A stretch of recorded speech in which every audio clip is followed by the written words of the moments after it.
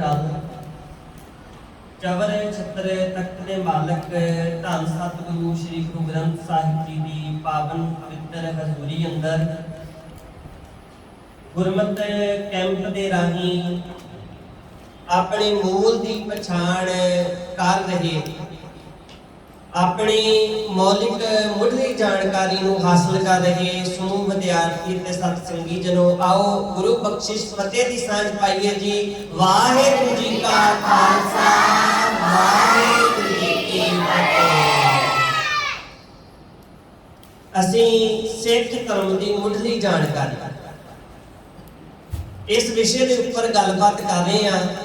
नाल दे नाल तुहाडी विद्यार्थियों की इहदे विच पूरी शमूलीयत होनी चाहिए है। इस करके ढिले होके नहीं बैठना, बिल्कुल लक सीधे करके और सुस्ती दे नाल नहीं बैठना, ऐन चुस्त होके बैठना है। जिहड़ी गल तुहानूं पुछी जाए उहदा जवाब तुसीं उसे समय देना है। अच्छा जी, जिहड़े आपां पहला विचार कीती है 2 दिन, वो तुहानूं सारे सवालों के जवाब पता ने जी? पूछ लीए जी अज? चलो ठीक है जी। ते पहला तो यह है कि ये जिहड़ी किताब है सिख धर्म की मुढ़ली जानकारी सारे विद्यार्थियों के कोल है। कोई विद्यार्थी ऐसा तो नहीं है जिन्होंने ये किताब ना मिली होवे। जिन्होंने नहीं मिली वो खड़े हो सकते हैं, तो कृपा करके इन्होंने विद्यार्थियों को जिहड़ी किताब है वो दे दें। जिन्हों के कोल नहीं है वो विद्यार्थी खड़े होकर किताब ये हासिल कर सकते हैं। तो कोई विद्यार्थी ऐसा ना हो कि वो घर छड्ड आया हो आके भी मेरे को नहीं है। तो दूसरी बेनती ये है, क्योंकि ये भी है कि विद्यार्थी जिहड़े है ना वो कई बार अपनी किताब छड्ड जाते हैं, तां करके तुसीं इहदे बार-बार जां इत्थे अंदर वार ना इहदे उपर अपना नाम लिख लो, पेंसिल के नाल अपना इहदे उपर तुसीं नाम लिख लो बार-बार, ताकि पता लग सके कि ये विद्यार्थी की एक किताब है। अपनी क्लास भी लिख सकते हो, अपना नाम लिख सकते हो।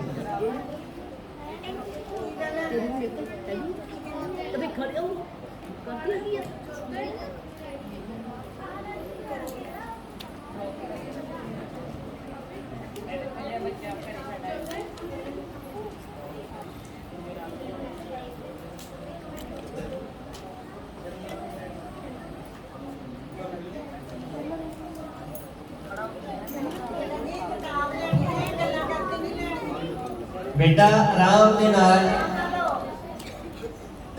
शोर नहीं मचाउणा। आओ असीं पहला फिर उन्नी देर तक किताब जिहड़ी है तुहानूं वंड दिंदे आ। आपां पहला मूल मंत्र ते गुर मंत्र का अभ्यास कर लईए। एक ओंकार सतनाम करता पुरख निर्भव निर्वैर अकाल मूरत अजूनी सैभं गुर प्रसाद जप आद सच जुगाद सच है भी सच नानक होसी भी सच। वाहिगुरु वाहिगुरु वाहिगुरु वाहिगुरु वाहिगुरु वाहिगुरु वाहिगुरु तेरा शुक्र है, वाहिगुरु तेरा शुक्र है। वाहिगुरु जी का खालसा वाहिगुरु जी की फतेह।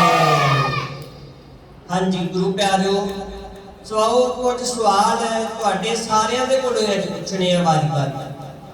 जिन्ने आपां पिछे कर चुके हैं उन्हां दे विचों वारी-वारी तुहाडी जिवें-जिवें तुसीं लाइनां दे विच बैठे होए हो उसे तरह दे नाल वारी-वारी तुहाडे सारिਆਂ दे कोलों सवाल जिहड़े आ पुछे जाणे आ। पहला वड्डे बच्चों तो शुरुआत करते हैं। ये सारे 7वीं 8वीं 9वीं 10वीं वाले बच्चे बैठे हैं इन्हां दोवां लाइनां ते आओ पहला इन्हां दे कोलों सवाल पुछ लैंदे आ। हाँ जी खड़े हो जी। सिख धर्म के मोढ़ी किहड़े गुरु जी नूं आख्या जाता है? मोढ़ी श्री गुरु नानक देव जी। बैठो। हाँ जी, खड़े हुए।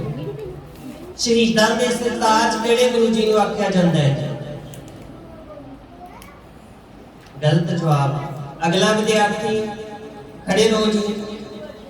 श्री गुरु हुण पता लग गया जी किहड़े गुरु जी ने आख्या जाता है जी?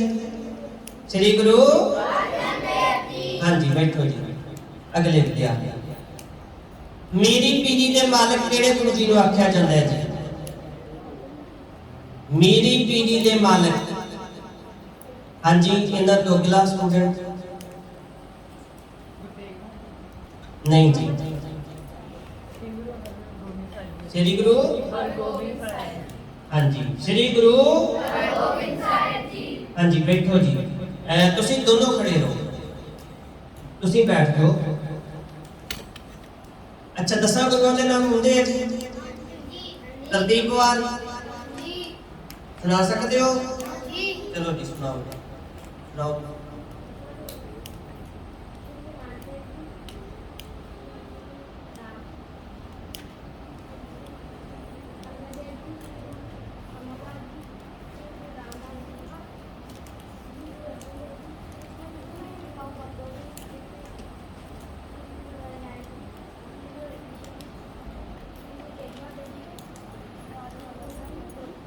श्री गुरु। हाँ जी, सिख धर्म दे विच पहले शहीद किहड़े गुरु जी होए? गुरु नानक देव जी शहीद होए हैं जी। पहले शहीद गुरु किहड़े होए हैं? हुणे आपां सवाल करके हटे हां कि शहीदां दे हाँ जी किहड़े गुरु ने? श्री गुरु तेग बहादुर जी शहीदां दे सरताज। हाँ जी, श्री गुरु अर्जुन देव जी। आगे जी बताओ। बैठ बैठो।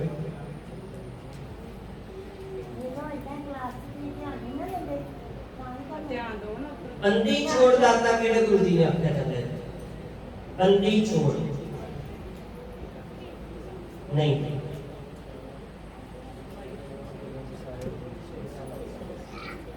नहीं जी, बंदी छोड़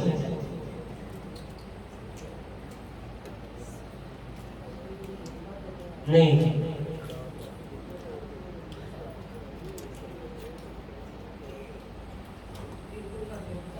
श्री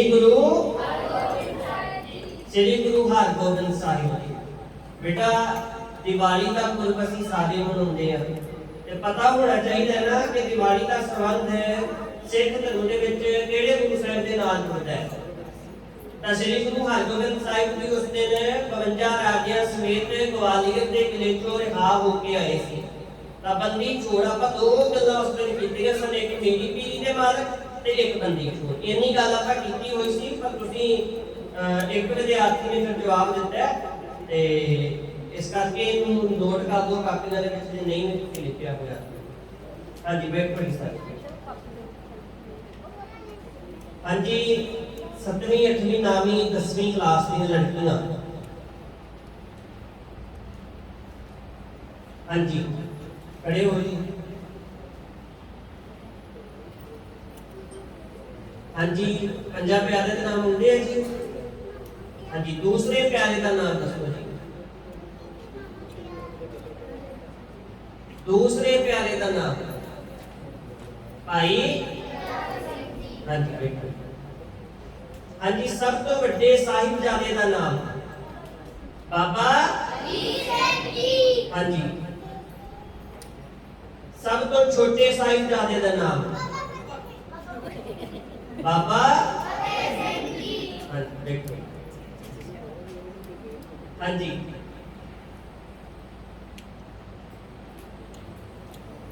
ਆਪਾਂ ਕੇਸਾਂ ਦੇ ਬਾਰੇ ਵਿੱਚ ਇੱਕ ਗੱਲ ਪੜ੍ਹੀ ਸੀ ਕਿ ਕੇਸ ਗੁਰੂ ਦੀ ਡੈਸ਼ ਹਨ। ਤੁਸੀਂ ਉਹ ਖਾਲੀ ਥਾਂ ਭਰਨੀ ਹੈ।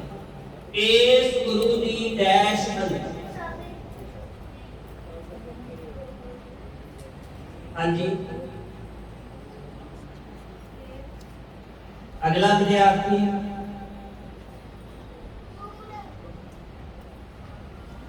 हाँ जी, मोहर, केस गुरु दी मोहर। हाँ जी, बैठो इस तरह। देखो ये गल्लां आपां कीतियां होईयां ने, ये नहीं है कि कोई बाहरों तुहाडे ਜਿਹੜੀ ਆਪਾਂ ਗੱਲ ਨਹੀਂ ਕੀਤੀ, मैं ਤੁਹਾਡੇ ਕੋਲੋਂ ਕੋਈ ਉਹ ਪੁੱਛ ਰਿਹਾ। 2 ਦਿਨ ਦੇ ਵਿੱਚ ਆਪਾਂ ਜਿਹੜੀਆਂ ਗੱਲਾਂ ਕੀਤੀਆਂ ਜੋ ਤੁਹਾਡੇ ਇਸ ਬੋਰਡ ਦੇ ਉੱਪਰ ਤੁਸੀਂ ਇਹਨੂੰ ਪੜ੍ਹਿਆ ਹੋਇਆ ਹੈ, ਬਕਾਇਦਾ ਕਾਪੀ ਦੇ ਵਿੱਚ ਲਿਖਿਆ ਵੀ ਹੋਏਗਾ, ਤੇ ਕੇਸ ਗੁਰੂ ਦੀ ਮੋਹਰ ਹਨ। ਹਾਂਜੀ,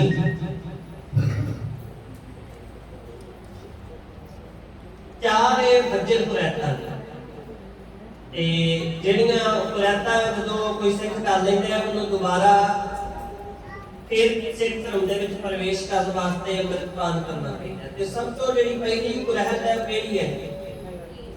केसर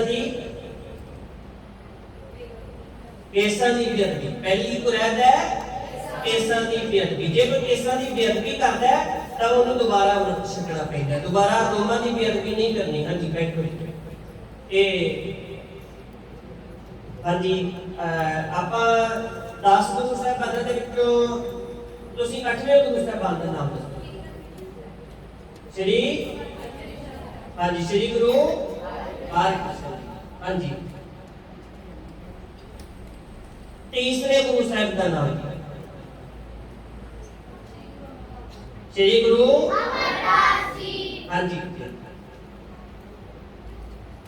श्री गुरु नानक देव जी के पिता जी का नाम? हाँ जी, बाबा मेहता कालू जी। हाँ जी, एक आपका सवाल बड़ा अहम किया सी, वो जिहड़ा नाम है गुरु साहब का, अद्धा नाम उन्होंने पिता वाला है ते अद्धा नाम उन्होंने दे माता वाला है। हाँ जी, श्री गुरु हरकृष्ण जी के पिता जी का नाम?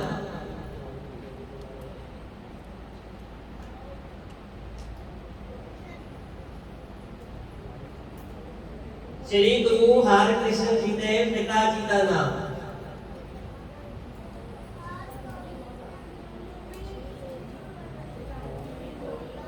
हाँ जी, हाँ जी, श्री गुरु। हाँ जी, बैठो। ये आपां गल्लां कल कीतियां सी, दस्तार के बारे में भी आपां गल कीती है। हाँ जी, खड़े हो गए। हाँ जी,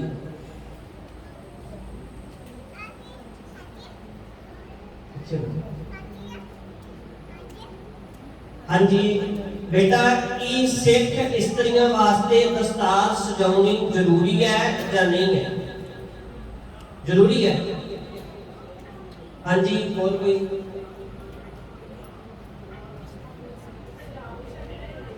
हाँ जी, ये सिख रहत मर्यादा दे विच गल लिखी हुई है कि सिख स्त्री दस्तार सजावे जां ना सजावे दोवें ठीक है।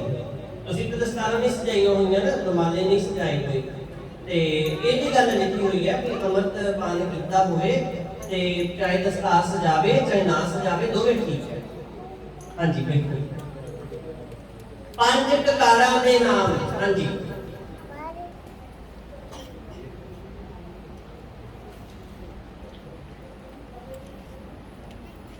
हाँ जी,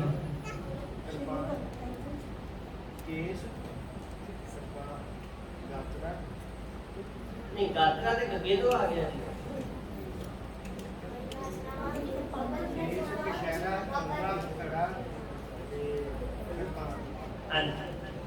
पहला ऊपर शुरू कर ली ना, एक कक्का केस ते कंगा, फिर कड़ा, फिर पाल, कशहरा, ये सारे जेडे 5 ककार ने सारे विद्यार्थियों को ये पंजा कर रहे हैं। खड़े हो गए। केड़ा ककार सिख दी आजाद हस्ती को प्रगट करता है?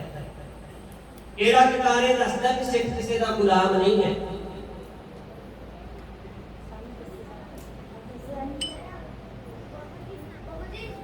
हाँ जी, हाँ जी, केड़ा? हाँ जी, ਤੁਹਾਡੀ ਵਾਰੀ ਹੋਣੀ ਹੈ ਹੁਣ। ਕਿਰਪਾਨ ਕਿਰਪਾਨ ਕਿਹੜਾ ਕਿਤਾਬ ਜੀ?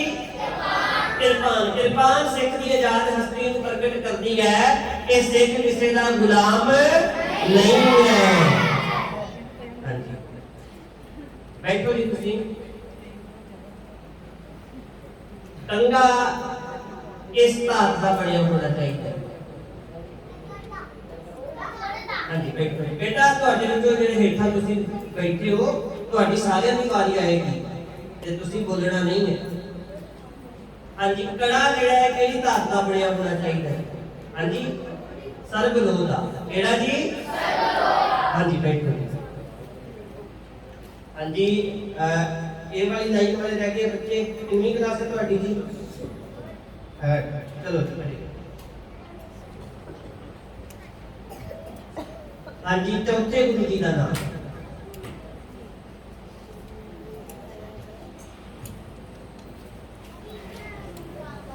श्री गुरु रामदास जी।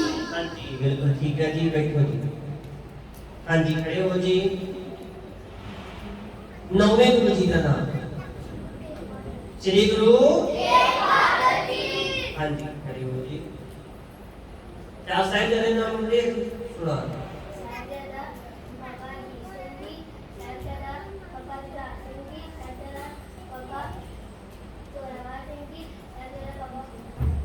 हाँ जी बैठो।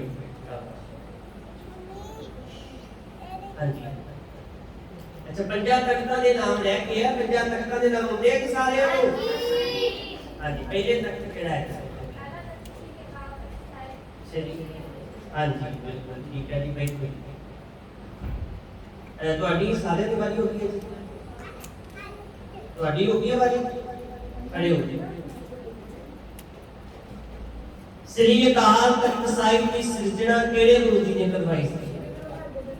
श्री गुरु साहिब जी। हाँ जी बिल्कुल। हाँ जी ਤੁਹਾਡੀ ਹੋ ਗਈ ਵਾਰੀ ਮੇਰਾ। ਚਲੋ ਪੰਜਵੇਂ ਗੁਰੂ ਜੀ ਦਾ ਨਾਮ ਹੁੰਦੇ ਕਿ ਨਾਮ ਨਸਾ ਗੁਰੂ ਨਹੀਂ ਹੁੰਦੇ? ਫਿਰ ਕੰਠ ਕਰਨੇ ਹੈ। ठीक है जी याद करने हैं। आज कर दोगे? आलू सुन ली है? हाँ जी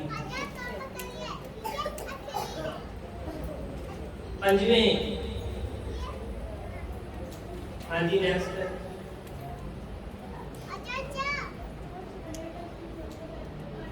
श्री गुरु अर्जन देव जी। हाँ जी पता लग गया तुम कौन बोलूगा नहीं? चलो हाँ जी पंजवें प्यारे का की नाम है? हाँ जी प्यारे का नाम है। पंजवें प्यारे का की नाम है? बेटा थोड़ी गाली होती है। बेटा नहीं बोलना आराम नाल। गाली जो होनी उदो ही होनी। थोड़ी गाली हो गई है ना। चलो ਤੁਹਾਡੀ ਕਿਹੜੀ ਕਲਾਸ ਦੀ? 6th। हाँ जी खड़ी हो। पंजवें प्यारे का नाम? हाँ जी भाई साहिब सिंह। हाँ जी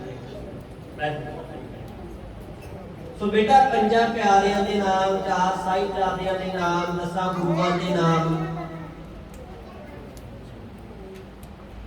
एक सवाल है और चलो पूछ लेने। हाँ जी बेटा तुम खड़े हो। ਤੁਹਾਡੀ ਵਾਰੀ नहीं होगी? हाँ जी बेटा तुम कितनी क्लास है ਤੁਹਾਡੀ? 7 खड़े हो। इस तख्त तो सिख कौम के नाम हुक्मनामे जारी किए जाते हैं। इस तख्त तो सिख कौम के नाम हुक्मनामे जारी किए जाते हैं।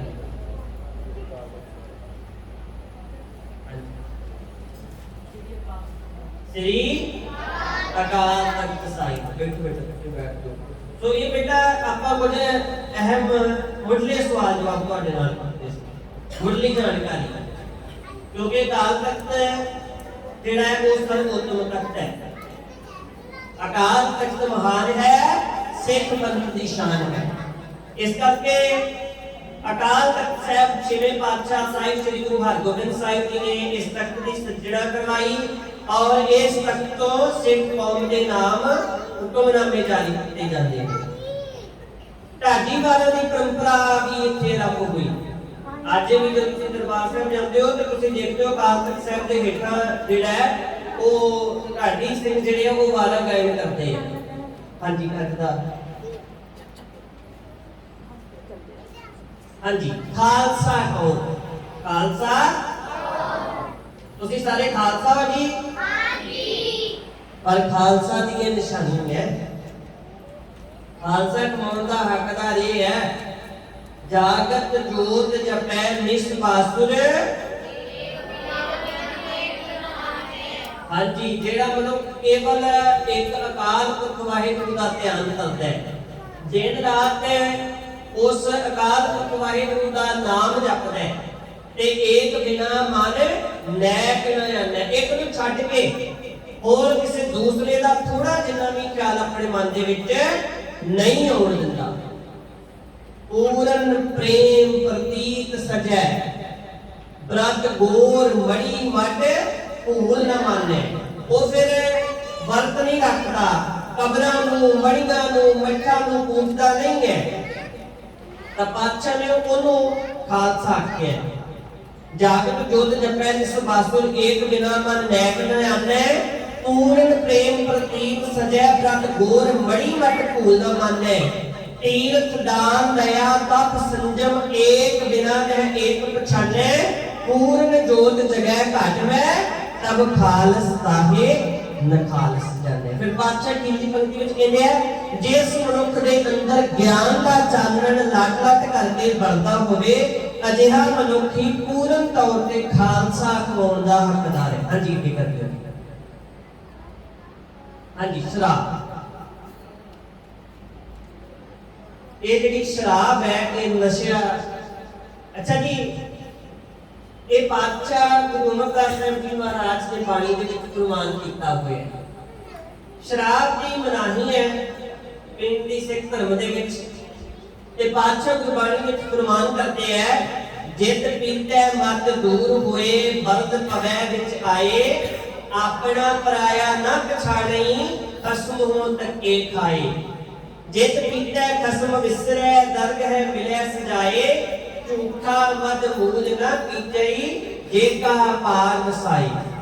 ਦੁਰਮਤ ਮਦ ਜੋ ਪੀਨਤੇ ਬਿਖੜੀ ਪਦ ਕਮਲੀ, ਰਾਮ ਰਸਾਇਣ ਜੋਰ ਤੇ ਨਾਨਕ ਸਾਚੇ ਉਮਲੀ। ਪਾਤਸ਼ਾਹ ਕਹਿੰਦੇ ਆ ਇਹ ਜਿਹੜੀ ਸ਼ਰਾਬ ਹੈ ਇਹਨੂੰ ਪੀਣ ਦੇ ਨਾਲ ਮਤ ਦੂਰ ਹੋਵੇ, ਮਨੁੱਖ ਦੀ ਜਿਹੜੀ ਅਕਲ ਹੈ ਉਹ ਦੂਰ ਹੋ ਜਾਂਦੀ ਹੈ, ਆਪਣੇ ਤੇ ਪਰਾਏ ਦੀ ਨੂੰ ਕੋਈ ਪਛਾਣ ਨਹੀਂ ਰਹਿੰਦੀ ਤੇ ਬਲਦ ਪਵੇ ਵਿੱਚ ਆਏ। ਪਾਤਸ਼ਾਹ ਕਹਿੰਦੇ ਨੇ ਉਹ ਝੱਲ ਬਣਾ ਖਿਲਾਰਦਾ ਹੈ, ਉਹ ਜ਼ਰੂਰ ਜੋ ਮੂੰਹ ਦੇ ਵਿੱਚ ਆਉਂਦਾ ਬਕਣ ਲੱਗ ਪੈਂਦਾ ਹੈ। ਫਿਰ ਪਾਤਸ਼ਾਹ ਕਹਿੰਦੇ ਆ ਖਸਮ ਹੋ ਧੱਕੇ ਖਾਏ ਤੇ ਪ੍ਰਮਾਤਮਾ ਵੱਲੋਂ ਇਹਨੂੰ ਧੱਕੇ ਮਿਲਦੇ ਆ। ਪਾਤਸ਼ਾਹ ਫਿਰ ਕਹਿੰਦੇ ਆ ਜਿਤ ਪੀਤੈ ਖਸਮ ਵਿਸਰੈ ਨਰਕ ਹੈ ਮਿਲੈ ਸਜਾਏ। ਜਿਹਨੂੰ ਪੀਣ ਦੇ ਨਾਲ ਪ੍ਰਮਾਤਮਾ ਵਿਸਰ ਜਾਂਦਾ ਹੈ ਤੇ ਉਸ ਦਰਗਾਹ ਦੇ ਵਿੱਚ ਸਜ਼ਾ ਮਿਲਦੀ ਹੈ, ਦਰਗਾਹ ਦੇ ਵਿੱਚ ਸਜ਼ਾ ਮਿਲਦੀ ਹੈ। ਹਾਂਜੀ ਕੀ ਕਰ ਹਾਂਜੀ ਤੇ ਫਿਰ ਪਾਤਸ਼ਾਹ ਕਹਿੰਦੇ ਨੇ ਝੂਠਾ ਮਦ ਮੂਲ ਨਾ ਪੀਤਈ ਜੇ ਕਾ ਪਾਰ ਵਸਾਈ। ਤੇ ਐਸੀ ਜਿਹੜੀ ਚੰਦਰੀ ਸ਼ਰਾਬ ਹੈ ਭੁੱਲ ਕੇ ਵੀ ਨਹੀਂ ਪੀਣੀ ਚਾਹੀਦੀ, ਭੁੱਲ ਕੇ ਵੀ। ਸ਼ਰਾਬ ਪੀਣ ਵਾਲਾ ਜਿਹੜਾ ਮਨੁੱਖ ਹੈ ਉਹ ਆਪਣੀ ਹੋਸ਼ ਭੁਲਾ ਬੈਠਦਾ ਹੈ, ਊਟ ਪਤੰਗ ਬੋਲਦਾ ਹੈ। ਫਿਰ ਕਈ ਜ਼ਿਆਦਾ ਜਦੋਂ ਸ਼ਰਾਬ ਦੇ ਨਸ਼ਾ ਜ਼ਿਆਦਾ ਕਰ ਲੈਂਦੇ ਆ ਫਿਰ ਉਹ ਨਾਲੀਆਂ ਦੇ ਵਿੱਚ ਡਿੱਗੇ ਹੁੰਦੇ ਆ, ਚਿੱਕੜਾਂ ਦੇ ਵਿੱਚ ਪਏ ਮਿਲਦੇ ਆ, ਆਪਣੇ ਪਰਾਏ ਦੀ ਨੂੰ ਕੋਈ ਪਛਾਣ ਨਹੀਂ ਰਹਿੰਦੀ ਤੇ ਸ਼ਰਾਬ ਪੀਣ ਦੇ ਨਾਲ ਸਰੀਰ ਨੂੰ ਕਈ ਤਰ੍ਹਾਂ ਦੀਆਂ ਬਿਮਾਰੀਆਂ ਲੱਗਦੀਆਂ। ਇਸ ਕਰਕੇ ਅਸੀਂ ਬੇਟਾ ਗੁਰੂ ਜੀ ਦੇ ਸੱਚੇ ਸਿੱਖ ਤਾਂ ਹੀ ਅਖਵਾ ਸਕਦੇ ਹਾਂ ਜੇ ਸ਼ਰਾਬ ਵਰਗੀ ਲਾਲਚ ਤੋਂ ਬਚ ਕੇ ਵਾਹਿਗੁਰੂ ਦੇ ਸੱਚੇ ਨਾਮ ਦਾ ਰਸ ਪੀਣ ਦੇ ਆਦੀ ਹੋਈਏ, ਪਰਮਾਤਮਾ ਦਾ ਨਾਮ ਜਪੀਏ, ਉਸ ਨਾਮ ਦਾ ਨਸ਼ਾ ਕਰੀਏ। ਇਸ ਕਰਕੇ ਇਹ ਸੰਸਾਰ ਦੇ ਝੂਠੇ ਨਸ਼ੇ ਹੈ, ਇਹ ਜਿਹੜੇ ਸੰਸਾਰ ਦੇ ਜਿਹੜੇ ਮਨੁੱਖ ਸੰਸਾਰ ਦੇ ਝੂਠੇ ਨਸ਼ਿਆਂ ਨੂੰ ਕਰਦੇ ਆ ਝੂਠੇ ਨਸ਼ਿਆਂ ਦਾ ਅਸਰ ਕੁਝ ਸਮੇਂ ਤੱਕ, ਕੁਝ ਦੇਰ ਤੱਕ ਰਹਿੰਦਾ ਹੈ, ਪਰ ਜਿਨ੍ਹਾਂ ਮਨੁੱਖਾਂ ਨੂੰ ਪਰਮਾਤਮਾ ਦੇ ਨਾਮ ਦਾ ਨਸ਼ਾ ਹੈ, ਫਿਰ ਉਹ ਨਸ਼ਾ ਕਦੀ ਲੈਂਦਾ ਨਹੀਂ ਹੈ। ਇਸ ਕਰਕੇ ਇਹ ਜਿਹੜੇ ਇਹ ਝੂਠੇ ਨਸ਼ੇ ਹੈ, ਇਹਨਾਂ ਦੇ ਨਾਲ ਮਨੁੱਖ ਵਿਕਾਰੀ ਬਣਦਾ ਹੈ, ਇਹਨਾਂ ਦੇ ਨਾਲ ਉਹਨੂੰ ਸਮਝ ਨਹੀਂ ਰਹਿੰਦੀ। ਹਾਂਜੀ ਕੀ ਕਰਦੇ ਹੋ? ਤੰਬਾਕੂ, ਹਾਂਜੀ ਤੰਬਾਕੂ ਜਿਹੜਾ ਹੈ ਪੀਣਾ ਚਾਹੀਦਾ ਹੈ ਕਿ ਨਹੀਂ? ਹਾਂਜੀ ਤੰਬਾਕੂ ਪੀਣਾ ਜਾਂ ਖਾਣਾ ਸਿੱਖਾਂ ਦੇ ਲਈ ਬਿਲਕੁਲ ਮਨਾ ਹੈ। ਭਾਈ ਦੇਸਾ ਸਿੰਘ ਜੀ ਰਹਿਤਨਾਮੇ ਦੇ ਵਿੱਚ ਇਹ ਲਿਖਦਾ ਹੈ ਕਿ ਪੁੱਠਾ ਹੁੱਕਾ ਜਸ ਤੰਬਾਕੂ गांजा टोपी ताड़ी खाकू इनकी ओर न कबू देखे रहत बंद सो सिंह भी सीखते। वो कहते हैं कि इन्हां चीज़ां दे वाल पुट्ठे वाल हुक्के वाल जर्स तंबाकू गांजा एक इन्हां चीज़ां वाल जेड़ा गुरसिख है वो भुल के भी ना वेखे। तां करके वो कहते हैं कि वो रहतमंद सिंह है, भाव वो गुरु दा जेड़ा सिख है वो इन्हां विचों किसी चीज़ दा सेवन ना करे। ਤੇ ਜਿਹੜੇ ਲੋਕ ਸਿਗਰਟ ਬੀੜੀ ਪੀਂਦੇ ਆ ਉਹਨਾਂ ਦੇ ਲਾਗੇ ਬੈਠਣਾ ਨਹੀਂ ਚਾਹੀਦਾ। ਸਿਗਰਟ ਬੀੜੀ ਪੀਂਦੇ ਹੱਥੋਂ ਕੋਈ ਚੀਜ਼ ਲੈ ਕੇ ਨਹੀਂ ਖਾਣੀ ਚਾਹੀਦੀ ਤੇ ਸਿਗਰਟ ਬੀੜੀ ਦਾ ਧੂਆਂ ਵੀ ਆਪਣੇ ਉੱਪਰ ਨਹੀਂ ਪੈਣ ਦੇਣਾ ਚਾਹੀਦਾ।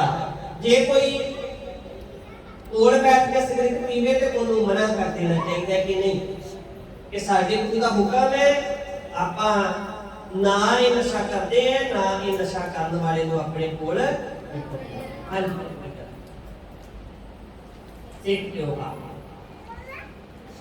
अजकल बेटा सिख त्योहार जिहड़े है आपां इहदी रूपरेखा जिहड़ी है वो सानू देखनी पेगी कि असल दे विच सिक्खी दे नाल संबंधित त्योहार किहड़े ने।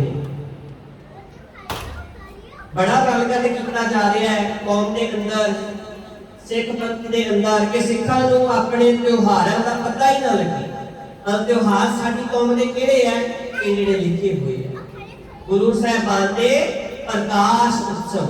अच्छा गुरु नानक साहब जी दा प्रकाश दिहाड़ा आपां मनाउंदे आ, गुरु गोबिंद सिंह जी दा प्रकाश उत्सव मनाउंदे आ, बाकी गुरु साहिबानां दे भी प्रकाश उत्सव जिथे जिथे उन्हां दे खास स्थान ने उत्थे मनाए जाते हैं। उस तो पिछों गुरु साहिबान दे गुरगद्दी दिवस ਇਹ ਮਨਾਏ ਜਾਂਦੇ ਹੈ, ਪਾਤਸ਼ਾਹ ਦੇ ਜੋਤੀ ਜੋਤ ਸਮਾਉਣ ਦੇ ਸ਼ਹੀਦੀ ਗੁਰਪੁਰਬ ਮਨਾਇਆ ਜਾਂਦਾ ਹੈ, ਜਿਵੇਂ ਆਪਾਂ ਗੁਰੂ ਅਰਜਨ ਦੇਵ ਜੀ ਮਹਾਰਾਜ ਜੀ ਦਾ ਮਨਾਇਆ। ਇਸੇ ਤਰ੍ਹਾਂ ਦੇ ਨਾਲ ਖਾਲਸੇ ਦਾ ਸਾਜਨਾ ਦਿਵਸ, ਖਾਲਸੇ ਦਾ ਸਾਜਨਾ ਦਿਵਸ ਕਿਹੜਾ ਜੀ? ਵਿਸਾਖੀ। ਹਾਂਜੀ ਵਿਸਾਖੀ ਵਾਲੇ ਦਿਨ ਖਾਲਸਾ ਪੰਥ ਦੀ ਸਾਜਨਾ ਹੋਈ ਅਨੰਦਪੁਰ ਸਾਹਿਬ ਦੀ ਧਰਤੀ ਦੇ ਉੱਤੇ। ਤੇ ਹੋਰ ਕਿਹੜਾ ਕੌਮੀ ਤਿਉਹਾਰ ਹੈ ਜੀ? ਹੋਲਾ ਮਹੱਲਾ। ਹੋਲਾ ਮਹੱਲਾ ਤਾਂ ਇਹ ਪਾਤਸ਼ਾਹ ਨੇ ਜਦੋਂ ਹੋਲੀਆਂ ਮਨਾਈਆਂ ਜਾਂਦੀਆਂ ਸਨ ਤੇ ਪਾਤਸ਼ਾਹ ਨੇ ਆਖਿਆ ਕਿ ਨਹੀਂ, ਇਹਦੀ ਜਗ੍ਹਾ ਦੇ ਉੱਤੇ ਮੈਂ ਆਪਣੇ ਖਾਲਸੇ ਪੰਥ ਦੇ ਵਿੱਚ ਕੌਮੀ ਜਜ਼ਬਾ ਭਰਨ ਦੇ ਵਾਸਤੇ ਖਾਲਸੇ ਨੂੰ ਜਿਹੜਾ ਇਹਦੇ ਵਿੱਚ ਜੁਰਤ ਹੋਵੇ, ਦ੍ਰਿੜਤਾ ਹੋਵੇ, ਆਤਮ ਵਿਸ਼ਵਾਸ ਹੋਵੇ, ਖਾਲਸਾ ਜਿਹੜਾ ਬਹਾਦਰ ਹੋਵੇ, ਖਾਲਸਾ ਨਿਡਰ ਹੋਵੇ, ਜ਼ਾਲਮਾਂ ਦੇ ਨਾਲ ਲੜਨ ਦੀ ਉਹਦੇ ਵਿੱਚ ਕਾਬਲੀਅਤ ਹੋਵੇ ਤੇ ਪਾਤਸ਼ਾਹ ਨੇ ਹੋਲੇ ਮਹੱਲੇ ਦੀ ਬਖਸ਼ਿਸ਼ ਕੀਤੀ। ਇਹਦੇ ਵਿੱਚ ਸਿੰਘ ਨਕਲੀ ਜਿਸ ਤਰ੍ਹਾਂ ਦੇ ਨਾਲ ਲੜਾਈ ਮਨਸੂਈ ਲੜਾਈ ਜਿਹੜੀ ਹੈ ਉਹ ਆਪਸ ਦੇ ਵਿੱਚ ਕਰਦੇ ਆ, ਫਿਰ ਇਹ ਹੋਲਾ ਮਹੱਲਾ ਹੱਲ ਮਹੱਲਾ ਸ਼ਬਦ ਤੋਂ ਬਣਿਆ। ਉਸ ਤੋਂ ਪਿੱਛੋਂ ਪੁਰਾਤਨ ਤੇ ਵਰਤਮਾਨ ਗੁਰਸਿੱਖਾਂ ਦੇ ਇਤਿਹਾਸਕ ਦਿਹਾੜੇ ਜਿਹੜੇ ਪੁਰਾਤਨ ਪਹਿਲਾਂ ਸ਼ਹੀਦ ਹੋਏ ਆ ਤੇ ਜਿਹੜੇ ਵਰਤਮਾਨ ਸਮੇਂ ਦੇ ਜਿਵੇਂ 1984 ਦਾ ਘੱਲੂਘਾਰਾ ਮਨਾਇਆ ਜਾਂਦਾ ਹੈ, ਇਵੇਂ ਪੁਰਾਤਨ ਜਿਹੜੇ ਗੁਰਸਿੱਖਾਂ ਦੇ ਸ਼ਹੀਦੀ ਦਿਹਾੜੇ ਆ ਉਹ ਮਨਾਏ ਜਾਂਦੇ ਆ। ਭਾਈ ਮਨੀ ਸਿੰਘ ਜੀ ਹੋ ਗਏ, ਭਾਈ ਤਾਰੂ ਸਿੰਘ ਜੀ ਵਰਗੇ ਗੁਰਸਿੱਖ, ਉਹ ਸਾਰੇ ਜਿਹੜੇ ਉਹਨਾਂ ਨਾਲ ਸੰਬੰਧਿਤ ਕੋਈ ਉਹਨਾਂ ਦਾ ਜਨਮ ਦਿਹਾੜਾ ਹੁੰਦਾ ਹੈ, ਉਹ ਸਾਰੇ ਸਿੱਖ ਸ਼ਹੀਦਾਂ ਦਾ ਜਿਹੜੇ ਸ਼ਹੀਦੀ ਦਿਵਸ। ਹੁਣ ਸ਼ਹੀਦੀ ਦਿਵਸ ਜਿਹੜੇ ਸਿੱਖ ਸ਼ਹੀਦ ਹੋਏ ਆ, ਜਿਵੇਂ ਭਾਈ ਮਨੀ ਸਿੰਘ ਜੀ, ਭਾਈ ਤਾਰੂ ਸਿੰਘ ਜੀ, ਉਹਨਾਂ ਦਾ ਜਨਮ ਦਿਹਾੜੇ ਮਨਾਏ ਜਾਂਦੇ ਆ, ਉਹ ਇਤਿਹਾਸਕ ਦਿਹਾੜੇ ਆ। ਤਾਂ ਸ਼ਹੀਦੀ ਦਿਹਾੜੇ ਆ ਉਹਨਾਂ ਦੀ ਸ਼ਹਾਦਤ ਵਾਲੇ ਦਿਨ। ਭਾਈ ਮਨੀ ਸਿੰਘ ਜੀ ਹੋ ਗਏ, ਭਾਈ ਤਾਰੂ ਸਿੰਘ ਜੀ ਹੋ ਗਏ, ਹੋਰ ਵੀ ਬਹੁਤ ਸਾਰੇ ਸਿੱਖ ਸ਼ਹੀਦ ਨੇ, ਉਹਨਾਂ ਸਾਰਿਆਂ ਦੇ ਸ਼ਹੀਦੀ ਦਿਹਾੜੇ। ਇਸ ਤਰ੍ਹਾਂ ਦੇ ਨਾਲ ਹੈ ਕਈ ਸਿੱਖ ਗੁਰਬਾਣੀ ਦੇ ਕੀਰਤਨ ਕਥਾ ਪ੍ਰੋਗਰਾਮ ਵਿੱਚ ਤਾਂ ਸ਼ਾਮਲ ਨਹੀਂ ਹੁੰਦੇ, ਪਰ ਜਦੋਂ ਗੁਰੂ ਦਾ ਲੰਗਰ ਵਰਤਾਇਆ ਜਾਂਦਾ ਹੈ ਤਾਂ ਲੰਗਰ ਛਕਣ ਵਾਸਤੇ ਪੁੱਜ ਜਾਂਦੇ ਆ। ਕਈ ਸਿੱਖ ਜਿਹੜੇ ਆ ਇਸ ਤਰ੍ਹਾਂ ਦੇ ਨਾਲ ਹੀ ਕਰਦੇ ਆ ਨਾ ਜੀ। ਹੁਣ ਇਹ ਜਿਹੜੀ ਚੀਜ਼ ਹੈ ਇਹਦੇ ਤੋਂ ਪਰਹੇਜ਼ ਕਰਨਾ ਚਾਹੀਦਾ ਹੈ। ਜਦੋਂ ਗੁਰਦੁਆਰਾ ਸਾਹਿਬ ਵਿਖੇ ਹੁੰਦੇ ਹੋ ਬੈਠ ਕੇ ਸਤਿਗੁਰੂ ਦੀ ਬਾਣੀ ਨੂੰ ਸਰਵਣ ਕਰਿਆ ਕਰੋ। ਬਾਣੀ ਨੂੰ ਸੁਣਿਆ ਕਰੋ, ਵਿਚਾਰਿਆ ਕਰੋ। ਔਰ ਦੇਖੋ ਇਹ ਪੜਾਅ ਨੇ ਵੱਖਰੇ। ਸਾਡਾ ਪੜਾਅ ਜਿਹੜਾ ਹੈ ਨਾ, ਗੁਰਬਾਣੀ ਨੂੰ ਇਕੱਲਾ ਪੜ੍ਹਨਾ ਨਹੀਂ ਹੈ। ਗੁਰਬਾਣੀ ਨੂੰ ਪਹਿਲਾਂ ਪੜਾਂਗੇ, ਫਿਰ ਬਾਣੀ ਨੂੰ ਵਿਚਾਰਾਂਗੇ, ਸਮਝ ਕੇ। ਗੁਰਬਾਣੀ ਪੜ੍ਹਨੀ ਕਿਵੇਂ ਹੈ? ਸਮਝ ਕੇ, ਵਿਚਾਰ ਕੇ, ਰੁਕ ਕੇ, ਮੁਸਕਰਾ ਕੇ ਤੇ ਬਾਰ ਇਹ ਗੁਰਬਾਣੀ ਇਸ ਤਰ੍ਹਾਂ ਦੇ ਨਾਲ ਪੜ੍ਹਨੀ ਹੈ ਬੇਟਾ, ਆਨੰਦ ਨਾਲ। ਤੇ ਫਿਰ ਗੁਰਬਾਣੀ ਜਦੋਂ ਆਪਾਂ ਪੜ੍ਹਦੇ ਆ ਤਾਂ ਗੁਰਬਾਣੀ ਦੇ ਉਹ ਕਿਹੜੇ ਪੜਾਅ ਹੁੰਦੇ ਆ? ਪਹਿਲਾਂ ਗੁਰਬਾਣੀ ਪੜ੍ਹਦੇ ਆ, ਫਿਰ ਵਿਚਾਰਦੇ ਆ, ਫਿਰ ਗੁਰਬਾਣੀ ਨੂੰ ਜੀਵਨ ਦੇ ਵਿੱਚ ਕਮਾਉਂਦੇ ਆ। ਤੇ ਕਮਾਉਂਦੇ ਆ ਫਿਰ ਗੁਰਬਾਣੀ ਰੂਪ ਬਣਨਾ, ਗੁਰਬਾਣੀ ਬਣਨੇ। ਹਾਂਜੀ ਕੀ ਕਰਦੇ ਤਾਂ ਜਿਹੜੇ ਲੰਗਰ ਛਕਣ ਦੇ ਵਾਸਤੇ ਆ ਜਾਂਦੇ ਆ, ਪਹਿਲਾਂ ਪ੍ਰਮਾਤਮਾ ਦਾ ਜਿਹੜਾ ਭਜਨ ਹੈ ਉਹਦੇ ਵਿੱਚ ਸ਼ਾਮਲ ਨਹੀਂ ਹੁੰਦੇ। ਇਸ ਕਰਕੇ ਉਹਨਾਂ ਨੂੰ ਫਿਰ ਗੁਰੂ ਦੇ ਹੁਕਮਾਂ ਦੀ ਸੋਚੀ ਨਹੀਂ ਹੁੰਦੀ। ਸੋ ਜਿੱਥੇ ਅਸੀਂ ਗੁਰੂ ਦਾ ਲੰਗਰ ਛਕ ਕੇ ਸਰੀਰ ਦੀ ਤ੍ਰਿਪਤੀ ਕਰਨੀ ਹੈ, ਉੱਥੇ ਅਸੀਂ ਗੁਰੂ ਦਾ ਸ਼ਬਦ ਸੁਣ ਕੇ ਆਤਮਿਕ ਤ੍ਰਿਪਤੀ ਵੀ ਕਰਨੀ ਹੈ। ਆਖਾਂ ਜੀਵਾ ਵਿਸਰੈ ਮਰ ਜਾਓ, ਆਖਾਂ ਜੀਵਾ ਪਾਤਸ਼ਾਹ ਜਦੋਂ ਤੇ ਮੈਂ ਨਾਮ ਜਪਦਾ ਤਾਂ ਉਦੋਂ ਤੇ ਮੈਂ ਆਤਮਿਕ ਤੌਰ ਤੇ ਉੱਤੇ ਜਿਉਂਦਾ, ਪਰ ਜਦੋਂ ਮੈਨੂੰ ਤੁਹਾਡਾ ਨਾਮ ਵਿਸਰ ਜਾਂਦਾ, ਭੁੱਲ ਜਾਂਦਾ, ਤਾਂ ਮੈਂ ਫਿਰ ਆਤਮਿਕ ਮੌਤੇ ਮਰ ਜਾਂਦਾ ਹਾਂ। ਤਾਂ ਕਰਕੇ ਪਾਤਸ਼ਾਹ ਕਹਿੰਦੇ ਨੇ ਕਿ ਗੁਰੂ ਦਾ ਸ਼ਬਦ ਸੁਣ ਕੇ ਜਿਹੜੀ ਹੈ ਉਹ ਆਤਮਿਕ ਤ੍ਰਿਪਤੀ ਹੁੰਦੀ ਹੈ। ਇਸ ਕਰਕੇ ਹਰ ਸਿੱਖ ਦਾ ਮੁੱਢਲਾ ਫਰਜ਼ ਹੈ ਕਿ ਉਹ ਸਿੱਖ ਤਿਉਹਾਰਾਂ ਦੇ ਵਿੱਚ ਵੱਧ ਕਰਕੇ ਹਿੱਸਾ ਲਏ ਤੇ ਗੁਰੂ ਦੀ ਸਿੱਖਿਆ ਨੂੰ ਸੁਣ ਕੇ, ਮੰਨ ਕੇ ਤੇ ਉਹਦੇ ਅਨੁਸਾਰ ਹੀ ਆਪਣਾ ਜੀਵਨ ਬਣਾਵੇ। ਗੁਰੂ ਦੇ ਅਨੁਸਾਰ ਜੋ ਗੁਰੂ ਸਾਹਿਬ ਦੱਸਦੇ ਪਏ ਹੈ, ਗੁਰੂ ਦੇ ਭਾਣੇ ਦੇ ਵਿੱਚ, ਗੁਰੂ ਦੀ ਰਜ਼ਾ ਦੇ ਵਿੱਚ, ਗੁਰੂ ਦੇ ਹੁਕਮ ਨੂੰ ਮੰਨੇ, ਤਾਂ ਉਹ ਗੁਰਸਿੱਖ ਅਖਵਾਉਣ ਦਾ ਹੱਕਦਾਰ ਹੈ। ਹਾਂਜੀ ਜਾਤ ਪਾਤਸ਼ਾਹ ਬਾਣੀ ਵਿੱਚ ਕਹਿੰਦੇ ਆ, ਜਾਤ ਕਾ ਗਰਵ ਨਾ ਕਰਨ ਗਾਵਾਰ। ਜਾਤ ਤੇ ਅਭਿਮਾਨ ਹੈ, ਜਾਤ ਦਾ ਹੰਕਾਰ ਹੈ। ਪਾਤਸ਼ਾਹ ਕਹਿੰਦੇ ਆ ਇਹ ਜਿਹੜੇ ਹੰਕਾਰੀ ਮਨੁੱਖ ਹੈ, ਆਪਣੀ ਜਾਤ ਦਾ ਹੰਕਾਰ ਕਰਦੇ ਹੈ, ਉਹ ਪ੍ਰਵਾਨ ਨਹੀਂ ਹੈ। ਇਸ ਕਰਕੇ ਸਾਨੂੰ ਸਾਰਿਆਂ ਨੂੰ ਇੱਕ ਅਕਾਲ ਪੁਰਖ ਨੇ ਪੈਦਾ ਕੀਤਾ ਹੈ ਤੇ ਅਕਾਲ ਪੁਰਖ ਸਾਡੇ ਸਾਰਿਆਂ ਦਾ ਸਾਂਝਾ ਪਿਤਾ ਹੈ। ਕੁਝ ਲੋਕ ਮਨੁੱਖਾਂ ਦੇ ਵਿੱਚ ਜਾਤ ਪਾਤ ਦੀਆਂ ਵੰਡੀਆਂ ਪਾ ਦਿੰਦੇ ਆ। ਅਸੀਂ ਉੱਚੀ ਜਾਤੀ ਦੇ ਆ, ਦੂਜੇ ਨੂੰ ਨੀਵੀਂ ਜਾਤੀ ਦੇ ਸਮਝਦੇ ਆ ਕਿ ਇਹ ਨੀਵੀਂ ਜਾਤ ਵਾਲਾ ਹੈ, ਤਾਂ ਉਹਨਾਂ ਦੇ ਹੱਥੋਂ ਕੁਝ ਲੈ ਕੇ ਖਾਂਦੇ ਨਹੀਂ ਨੇ, ਉਹਨਾਂ ਨੂੰ ਆਪਣੇ ਕੋਲ ਵੀ ਨਹੀਂ ਬੈਠਣ ਦਿੰਦੇ। ਪਰ ਅਸਲ ਦੇ ਵਿੱਚ ਇਸ ਤਰ੍ਹਾਂ ਸਮਝਣ ਵਾਲੇ ਲੋਕ ਆਪ ਇਸ ਕਰਕੇ ਜੋ ਲੋਕਾਂ ਵਿੱਚ ਜਾਤ ਪਾਤ ਦੀਆਂ ਵੰਡੀਆਂ ਪਾਉਂਦੇ ਨੇ, ਐਸੇ ਲੋਕਾਂ ਤੇ ਵਾਹਿਗੁਰੂ ਜੀ ਕਦੇ ਪ੍ਰਸੰਨ ਨਹੀਂ ਹੁੰਦੇ। ਵਾਹਿਗੁਰੂ ਜੀ ਖੁਸ਼ ਨਹੀਂ ਹੁੰਦੇ ਉਹਦੇ ਤੇ ਜਿਹੜਾ ਜਾਤ ਪਾਤ ਦੀਆਂ ਵੰਡੀਆਂ ਪਾਉਂਦਾ ਹੈ। ਇਹ ਸਾਡੇ ਵਿੱਚ ਜਾਤ ਦਾ ਗਰਵ ਹੈ, ਹੰਕਾਰ ਹੈ। ਤਾਂ ਗੁਰੂ ਪਿਆਰਿਓ, ਇਹ ਜਿਹੜਾ ਜਾਤ ਦਾ ਹੰਕਾਰ ਸੀ, ਪਾਤਸ਼ਾਹ ਨੇ ਇਹਨੂੰ ਖਤਮ ਕਰਨ ਦੇ ਵਾਸਤੇ ਗੁਰੂ ਅਮਰਦਾਸ ਸਾਹਿਬ ਜੀ ਨੇ ਲੰਗਰ ਦੀ ਜਿਹੜੀ ਪਰੰਪਰਾ ਸੀ ਉਹਦੇ ਵਿੱਚ ਸੁਧਾਰ ਕੀਤਾ ਕਿ ਪਹਿਲੇ ਪੰਗਤ ਪਾਛੈ ਸੰਗਤ।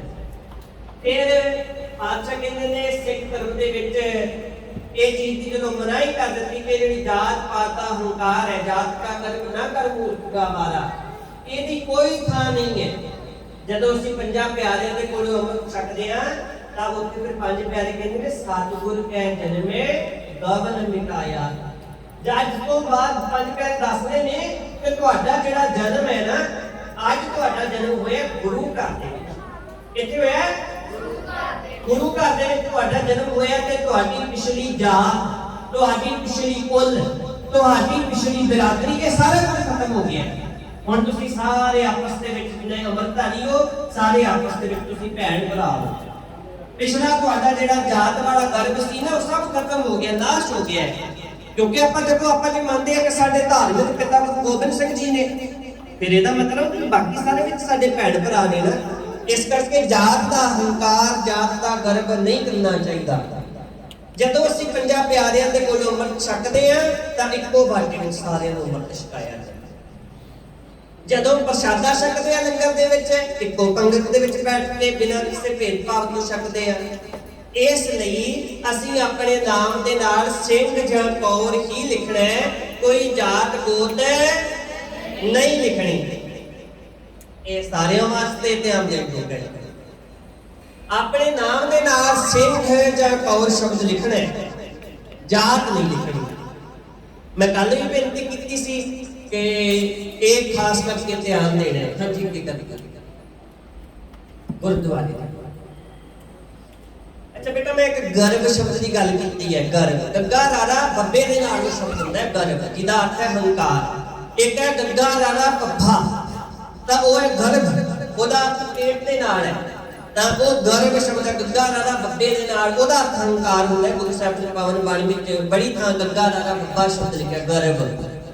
ਤੇ ਜਿਹੜਾ ਪੱਫੇ ਦੇ ਨਾਲ ਹੈ, ਉਹ ਜਿਹੜੀ ਦੇਵਨਾਗਰੀ ਦੀ ਭ ਵਾਲੀ ਧੁਨੀ ਹੈ ਉਹਦੇ ਨਾਲ ਪੜ੍ਹੇ ਗਰਭ। ਇਹ ਗੁਰਦੁਆਰੇ ਜਾਣਾ ਤੇ ਵਾਹਿਗੁਰੂ ਜੀ ਦੀ ਸਿਫਤ ਸਲਾਹ ਕਰਨ ਦੇ ਵਾਸਤੇ ਅਸੀਂ ਗੁਰਦੁਆਰੇ ਜਾਂਦੇ ਹਾਂ। ਹਰ ਗੁਰਦੁਆਰੇ ਵਿੱਚ ਗੁਰੂ ਗ੍ਰੰਥ ਸਾਹਿਬ ਜੀ ਦਾ ਪ੍ਰਕਾਸ਼ ਹੁੰਦਾ ਹੈ। ਸਾਨੂੰ ਸਤਿਕਾਰ ਦੇ ਨਾਲ ਹੱਥ ਪੈਰ ਪਾਣੀ ਦੇ ਨਾਲ ਸਾਫ਼ ਕਰਕੇ ਗੁਰਦੁਆਰੇ ਅੰਦਰ ਜਾਣਾ ਚਾਹੀਦਾ ਹੈ। ਥੋੜਾ ਜਿਹਾ ਕੀ ਕਰਨ ਵਾਲਾ ਹੈ, ਬੜੇ ਸਤਿਕਾਰ ਦੇ ਨਾਲ ਮੱਥਾ ਟੇਕਣਾ ਚਾਹੀਦਾ ਹੈ। ਮੱਥਾ ਟੇਕਣ ਸਮੇਂ ਜੇ ਮਾਇਆ ਅਰਪਣ ਕਰਨੀ ਹੋਵੇ ਤੇ ਦੂਰੋਂ ਨਹੀਂ ਸੁੱਟਣੀ ਚਾਹੀਦੀ। ਇਹ ਵੀ ਵੇਖਿਆ ਜੀ, ਬੜੇ ਗੁਰਮੁਖ ਪਿਆਰੇ ਜਿਹੜੇ ਨੇ ਉਹ ਜਦੋਂ ਜਾਂਦੇ ਆ ਜਾ ਕੇ ਕਾਫੀ ਦੂਰੀ ਤੇ ਹੁੰਦੇ ਆ, ਇਸ ਤਰ੍ਹਾਂ ਦੇ ਨਾਲ ਸੁੱਟ ਦਿੰਦੇ। ਗੁਰੂ ਨੂੰ ਭੇਟਾ ਕਰਨ ਵਾਸਤੇ ਆਏ ਆ, ਗੁਰੂ ਦਾ ਸਤਿਕਾਰ ਕਰਨ ਵਾਸਤੇ ਆਏ ਆ ਕਿ ਜਾਂ ਅਸੀਂ ਇਹ ਕਿਸ ਤਰ੍ਹਾਂ ਦੇ ਨਾਲ। ਗੁਰੂ ਕੋਈ ਭਿਖਾਰੀ ਨਹੀਂ ਹੈ, ਗੁਰੂ ਦਾਤਾ ਹੈ। ਆਪਾਂ ਗੁਰੂ ਦੇ ਕੋਲੋਂ ਦਾਤਾ ਮੰਗਦੇ ਆ। ਇੱਕ ਸ਼ਬਦ ਬੇਟਾ ਇਹ ਚਲੋ ਇਹਦੇ ਨਾਲ ਹੀ ਸੰਬੰਧਿਤ ਹੈ। ਗੁਰੂ ਘਰ ਦੇ ਵਿੱਚ ਚਾਹੇ ਆਪਾਂ ਰੁਮਾਲਾ ਸਾਹਿਬ ਲੈਂਦੇ ਆ, ਚਾਹੇ ਆਪਾਂ ਕੋਈ ਹੋਰ ਚੀਜ਼ ਲੈਂਦੇ ਆ, ਕਿਉਂਕਿ ਇਹ ਦੱਸਣਾ ਜ਼ਰੂਰੀ ਹੈ। ਉਹਦੇ ਵਾਸਤੇ ਬੇਟਾ ਸ਼ਬਦ ਇੱਕ ਵਰਤੇ ਜਾਂਦਾ ਹੈ ਭੇਟਾ। ਜਿਹੜਾ ਸ਼ਬਦ ਵਰਤੇ ਜਾਂਦਾ ਜੀ ਭੇਟਾ। ਇਹ ਰੁਮਾਲਾ ਸਾਹਿਬ ਦੀ ਕੀ ਭੇਟਾ ਹੈ, ਭਾਵ ਕਿੰਨੇ ਦਾ ਹੈ, ਕਿੰਨੇ ਪੈਸਿਆਂ ਦਾ ਹੈ ਰੁਮਾਲਾ ਸਾਹਿਬ। ਤਾਂ ਗੁਰੂ ਘਰ ਦੇ ਵਿੱਚ ਕੋਈ ਆਪਾਂ ਚੀਜ਼ ਅਰਪਣ ਕਰਦੇ ਆ ਤਾਂ ਉਸ ਤੇ ਵੀ ਸ਼ਬਦ ਵਰਤਿਆ ਜਾਂਦਾ ਹੈ ਕਿ ਆਹ ਚੀਜ਼ ਅਸੀਂ ਭੇਟਾ ਕਰਨ ਜਾ ਰਹੇ ਹਾਂ, ਆਹ ਚੀਜ਼ ਮੈਂ ਆਪਣੇ ਗੁਰੂ ਨੂੰ ਭੇਟ ਕੀਤੀ।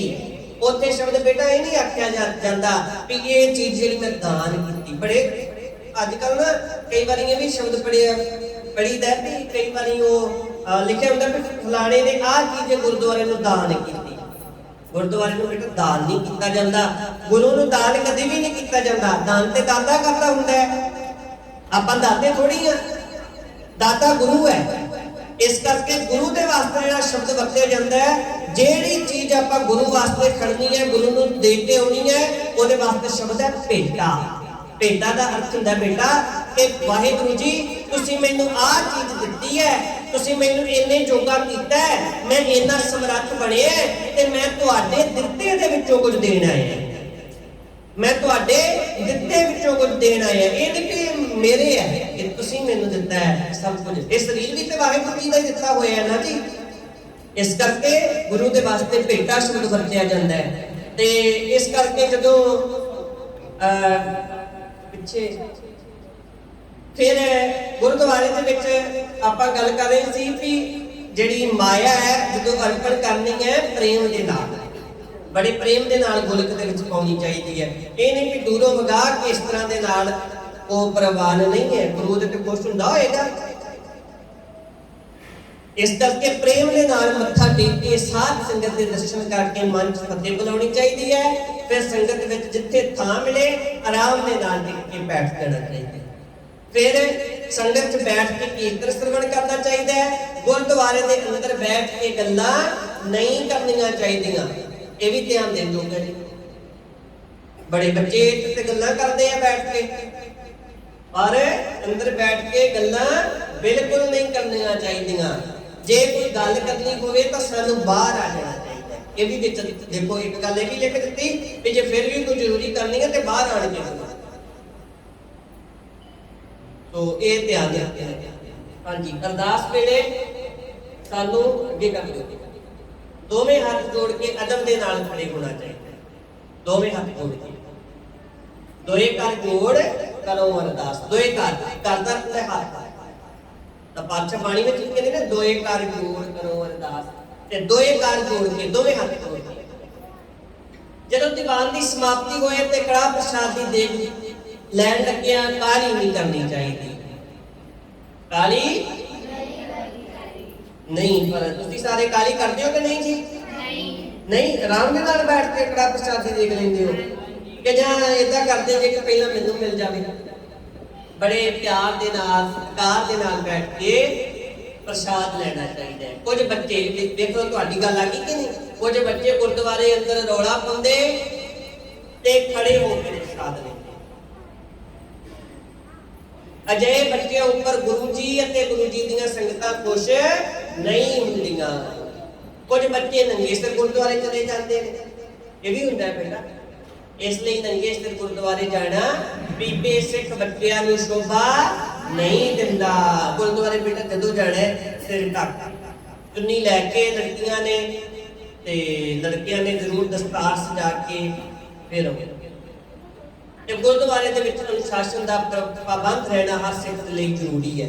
ਡਿਸਪਲਿਨ, ਮੈਂ ਰੋਜ਼ ਹੀ ਤੁਹਾਨੂੰ ਇਹ ਵੀ ਬੇਨਤੀ ਕਰਦਾ ਹੁੰਦਾ ਕਿ ਬੜੇ ਡਿਸਪਲਿਨ ਦੇ ਨਾਲ ਅਨੁਸ਼ਾਸਨ ਦੇ ਵਿੱਚ ਰਹਿ ਕੇ ਲਾਈਨਾਂ ਦੇ ਵਿੱਚ ਬੈਠ ਕੇ ਆਰਾਮ ਦੇ ਨਾਲ ਸਿੱਖਣ ਕਰੋ, ਰੌਲਾ ਨਾ ਪਾਓ।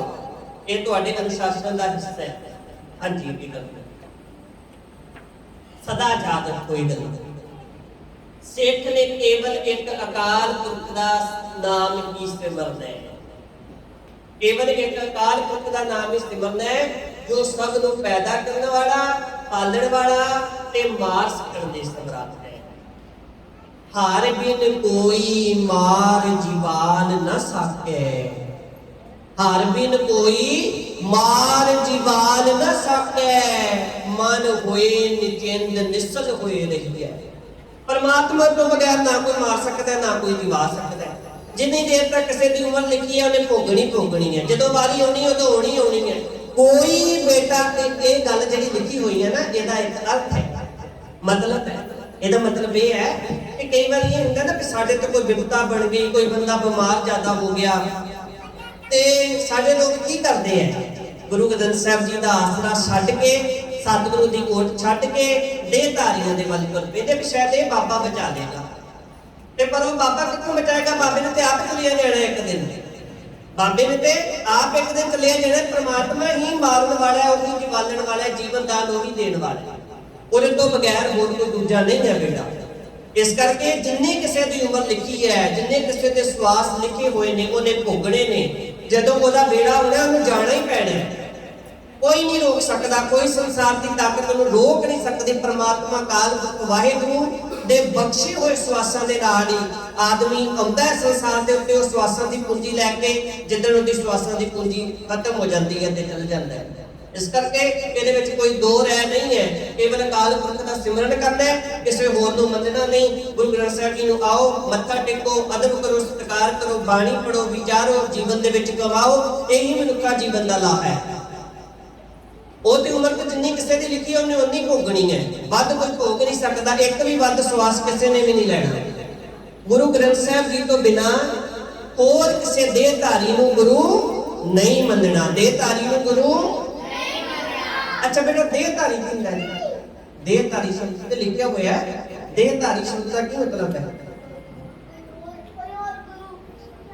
ਹਾਂਜੀ, ਦੇਹਧਾਰੀ ਦਾ ਮਤਲਬ ਹੈ ਕਿ ਜਿਹਦਾ ਸਰੀਰ ਵਾਲਾ, ਜਿਹਦੀ ਦੇਹ ਹੈ। ਆ ਸਾਡਾ ਸਾਰਿਆਂ ਦਾ ਸਰੀਰ ਹੈ ਨਾ, ਕੋਈ ਸਰੀਰ ਵਾਲਾ, ਕੋਈ ਅੱਜ ਗੁਰੂ ਬਣ ਕੇ ਬੈਠ ਜਾਏ ਕਿ ਮੈਂ ਗੁਰੂ ਹੈ।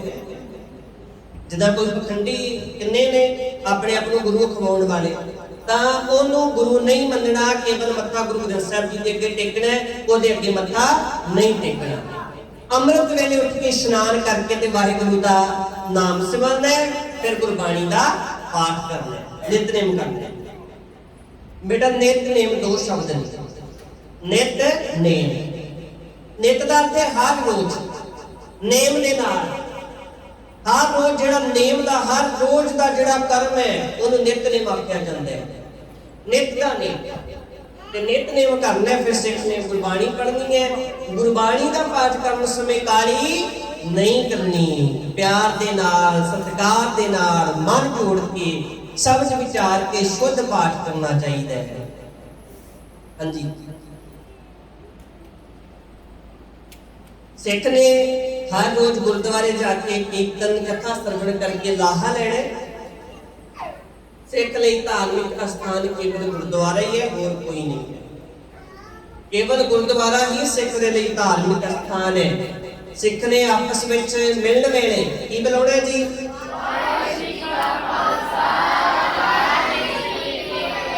ਗੁਰਬਾਣੀ ਦੀਆਂ ਪੋਥੀਆਂ ਗੁਟਕਿਆਂ ਨੂੰ ਰੁਮਾਲ ਦੇ ਵਿੱਚ ਲਪੇਟ ਕੇ ਸਤਿਕਾਰ ਦੇ ਨਾਲ ਰੱਖਣਾ ਚਾਹੀਦਾ ਹੈ ਤੇ ਝੂਠੇ ਹੱਥ ਨਹੀਂ ਲਾਉਣੇ ਚਾਹੀਦੇ।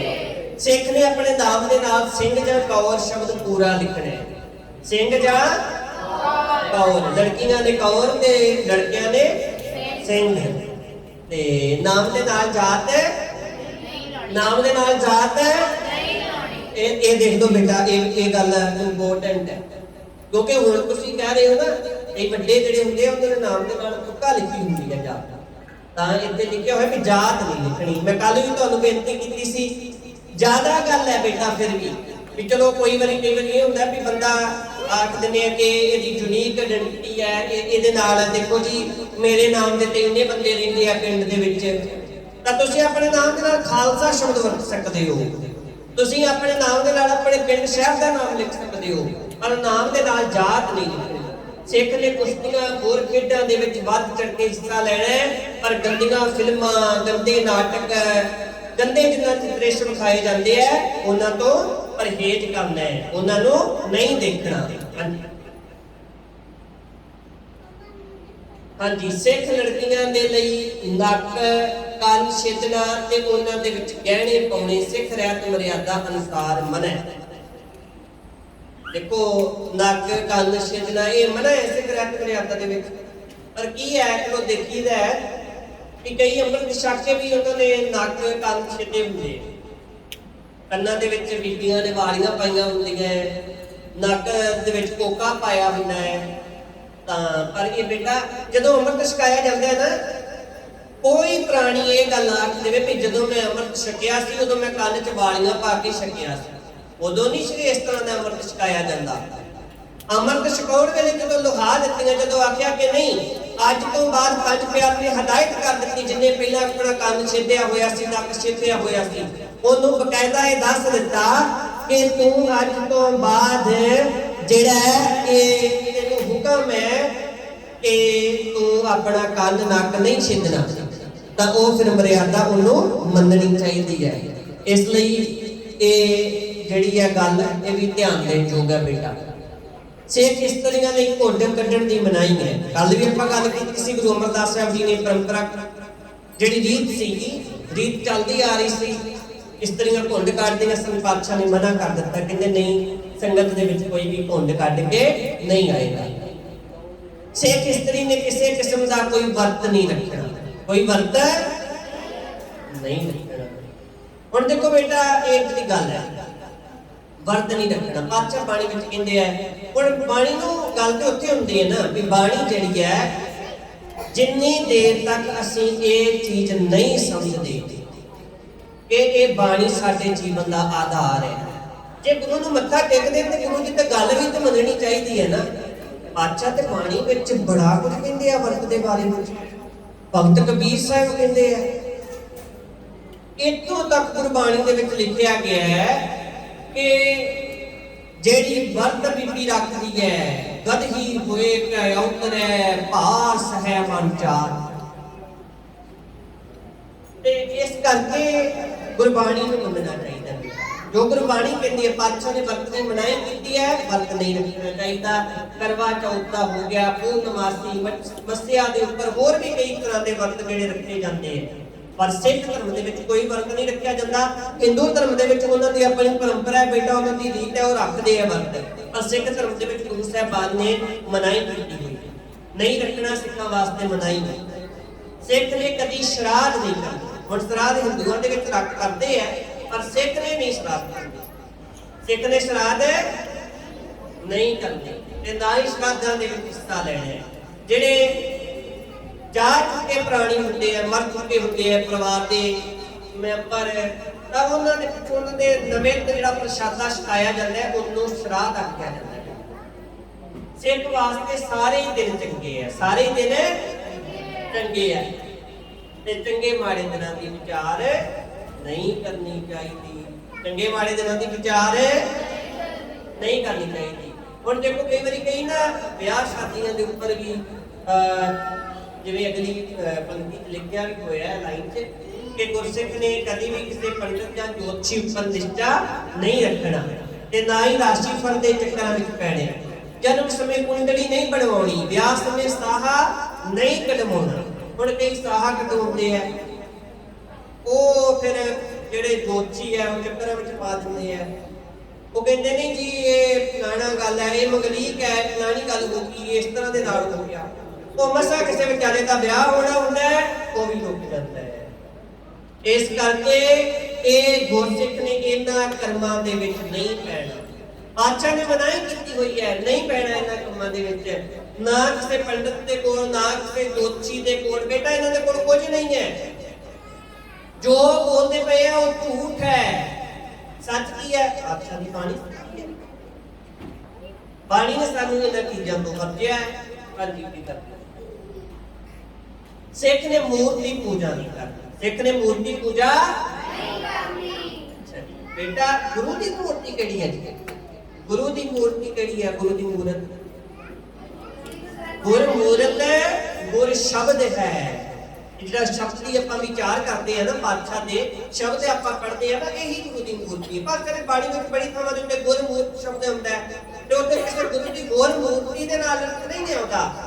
ਗੁਰਮੂਰਤ ਦਾ ਅਰਥ ਹੈ ਗੁਰੂ ਦਾ ਸ਼ਬਦ। ਗੁਰੂ ਦਾ ਸ਼ਬਦ ਹੀ ਗੁਰੂ ਦੀ ਮੂਰਤੀ ਹੈ। ਗੁਰੂ ਦੇ ਸ਼ਬਦ ਨੂੰ ਵਿਚਾਰਨਾ, ਪੜ੍ਹਨਾ, ਜੀਵਨ ਵਿੱਚ ਕਮਾਉਣਾ, ਲਾਗੂ ਕਰਨਾ, ਉਹਦੇ ਅਨੁਸਾਰ ਹੀ ਬਣ ਜਾਣਾ, ਇਹੀ ਗੁਰੂ ਦਾ ਸ਼ਬਦ, ਉਹੀ ਉਹਦੀ ਵਿਚਾਰ ਹੈ। ਤੇ ਫੋਟੋ ਮੂਰਤੀ ਨੂੰ ਹਾਰ ਨਹੀਂ ਪਾਉਣੇ, ਧੂਪ ਨਹੀਂ ਦੇਣਾ, ਇਹ ਸਿੱਖ ਰਹਿਤ ਮਰਿਆਦਾ ਦੇ ਵਿੱਚ ਸਾਰਾ ਕੁਝ ਲਿਖਿਆ ਹੋਇਆ ਹੈ। ਇਹਨਾਂ ਚੀਜ਼ਾਂ ਦੀ ਮਨਾਹੀ ਹੈ। ਕਿਸੇ ਮਨੁੱਖ ਦਾ ਸਤਿਗੁਰਾਂ ਦੇ ਪ੍ਰਕਾਸ਼ ਸਮੇਂ ਸੰਗਤ ਵਿੱਚ ਗਦੇਲਾ ਲਾ ਕੇ ਬੈਠਣਾ ਮਨਮਤ ਹੈ। ਕੋਈ ਸੰਗਤ ਦੇ ਵਿੱਚ ਕੋਈ ਵੱਖਰੀ ਗੱਦੀ ਲਾ ਕੇ ਬੈਠ ਜਾਏ, ਉਹ ਸ਼ੋਭਦਾ ਨਹੀਂ ਹੈ, ਠੀਕ ਨਹੀਂ ਹੈ, ਗੁਰਮਤਿ ਦੇ ਅਨੁਸਾਰ ਹੀ ਨਹੀਂ ਹੈ, ਉਹ ਮਨਮਤ ਹੈ। ਪਾਤਸ਼ਾਹ ਤੋਂ ਵੱਡਾ ਹੋਰ ਕੌਣ ਹੋ ਸਕਦਾ ਹੈ?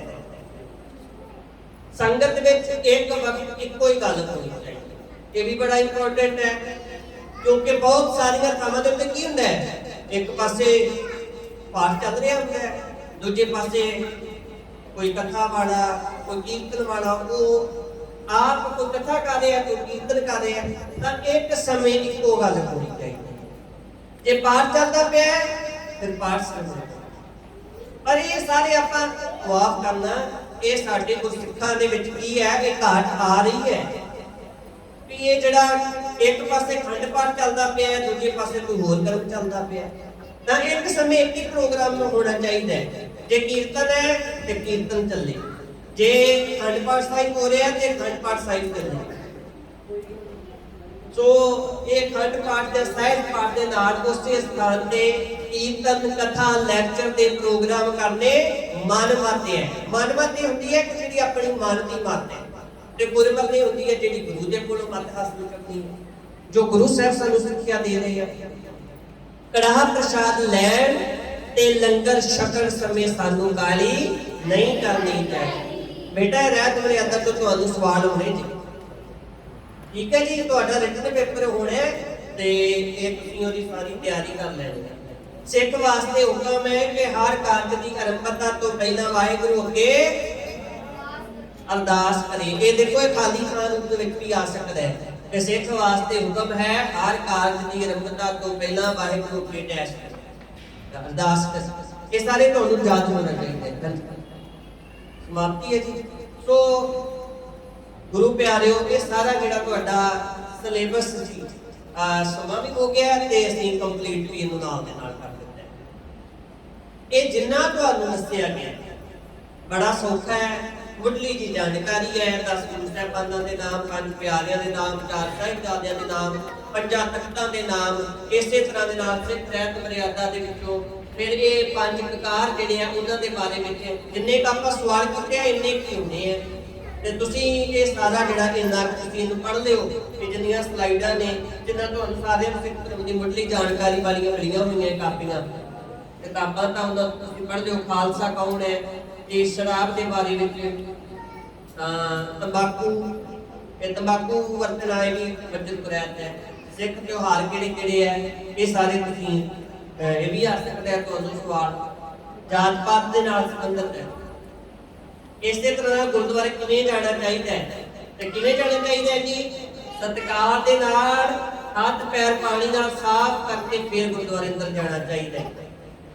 ਇਹ ਜਿਹੜੀਆਂ ਗੱਲਾਂ ਯਾਦ ਰੱਖਣ ਵਾਲੀਆਂ ਨੇ ਕਿ ਸਿੱਖ ਨੇ ਕਿਸੇ ਗੈਸ ਨੂੰ ਮੱਥਾ ਨਹੀਂ ਟੇਕਣਾ, ਦੇਹਧਾਰੀ ਨੂੰ ਮੱਥਾ ਨਹੀਂ ਟੇਕਣਾ, ਇਸ ਤਰ੍ਹਾਂ ਦੀਆਂ ਗੱਲਾਂ ਸਾਰੀਆਂ ਤੁਸੀਂ ਯਾਦ ਕਰਨੀਆਂ ਨੇ ਤੇ ਤੁਹਾਡਾ ਇਹਦੇ ਵਿੱਚ ਤੁਹਾਡਾ ਪੇਪਰ ਜਿਹੜਾ ਰਿਟਨ ਹੈ ਉਹ ਲਿਆ ਜਾਏਗਾ।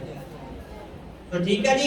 प्रसादा छकण समय प्रसादा छकण तो बाद दी अरदास ये सारा कुछ जिन्ना तुहानू करवाया गया ठीक है जी। कर लोगे जी याद? ठीक है। सो आओ फिर आप कल वाले नारे बुलंद कर लेंगे जी। सौत नहीं गए? सारे जागते थे? सोचिए चढ़ती कला ते होवेगी चढ़ती कला। सोचिए चढ़ती कला ते होवेगी चढ़ती कला। मैं कुछ करना है, मैं कुछ बढ़ना है, मैं कुछ करना है, मैं कुछ बढ़ना है। सिक्खी सच्ची सुच्ची मानी मां मत उच्ची। सिक्खी सच्ची सुच्ची मानी मां मत उच्ची। नानक नाम चढ़दी कला तेरे भाने सरबत दा भला। ठीक है जी। बहुत बहुत धन्यवाद आप समूह विद्यार्थियों का, प्रबंधक जिन्हों का बहुत बहुत धन्यवाद जिन्हों ने ये कीमती समा जिहड़ा है तुहाडे विद्यार्थियों के नाल गुरमति गुरबाणी की विचार करने वास्ते दिता है। सो सब तो वध धन्यवाद साहिब सतगुरु श्री गुरु ग्रंथ साहिब जी महाराज जी का जिहड़े अपनी बख्शिश करके ये विचार आप करवा लेते हैं जी। सो सारे विद्यार्थियों के वास्ते जल पानी का जिहड़ा प्रबंध है वो किया गया है। सो बड़े आराम के नाल लाइनां दे विच आप जी ने जल पानी नूं छकना है और सारे विद्यार्थियों ने बेनती नूं प्रवान करना है, काहली नहीं करनी। इन्ने ही शब्दां दे नाल बेअंत भुल्लां दी क्षमा। बुलाओ फतेह जी। वाहिगुरू जी का खालसा।